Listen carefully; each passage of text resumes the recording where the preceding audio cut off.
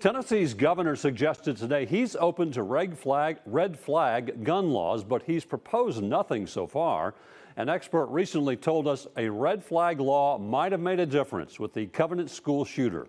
Police said a doctor was treating the shooter for emotional problems, and their parents didn't want them to own any guns. Well, today, a reporter questioned whether the governor's real intention is to do nothing about guns and kick the can down the road while protesters fill the Capitol. Here's News 2's Adam Mincer. Tennessee students have hid under desks, been handed bulletproof vests by their teachers, and watched their classmates die from gun violence. I have to sit in a certain seat in every class just so I can see the door, so I can know who's coming in, where do I run, where do I hide? From inside and outside the State House, they're demanding gun reform and ending the National Rifle Association's influence in politics.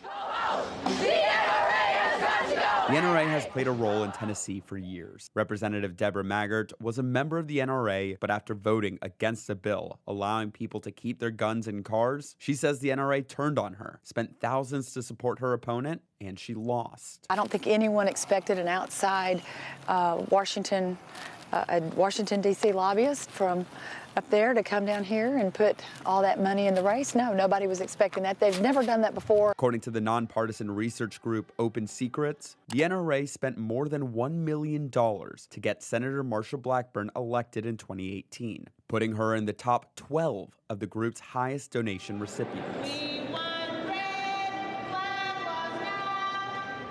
Now people are wondering if other groups and the NRA will stop any chance of a red flag law. It allows law enforcement to ask the courts to remove firearms from people who are deemed dangerous. According to a recent Vanderbilt poll, 63% of Tennessee parents support gun access restrictions by court orders, and it's something the governor says he's open to, but he didn't clearly state what he would sign. A person who is a threat to themselves or a threat to others should not have access to weapons. And to the degree that we can do that, protecting the constitutional rights of our people at the same time, including that person, the way that we do that together is the way forward. We should look at ways to accomplish that. And when asked if his true goal was more school security and not gun reform, he didn't answer yes or no. Are you just kicking the issue down the road? We'll just deal with school security, and hopefully people will just basically we'll just wait out the calls for maybe gun control. Yeah, no, I think, I think, as I said before, I think we all agree that there is, and that we all agree that we should find something that we can agree upon that accomplishes the things that I've already laid out. I think we can do that. I think we should do that. I think we will work really hard to accomplish that. I believe it's possible. A red flag law passed in Florida months after the Parkland shooting. According to the Associated Press, it was applied more than 3,500 times in the first 20 months of being signed into law. UC Davis in California says 58 shootings and suicides have been prevented in California due to the red flag law passed there in 2016.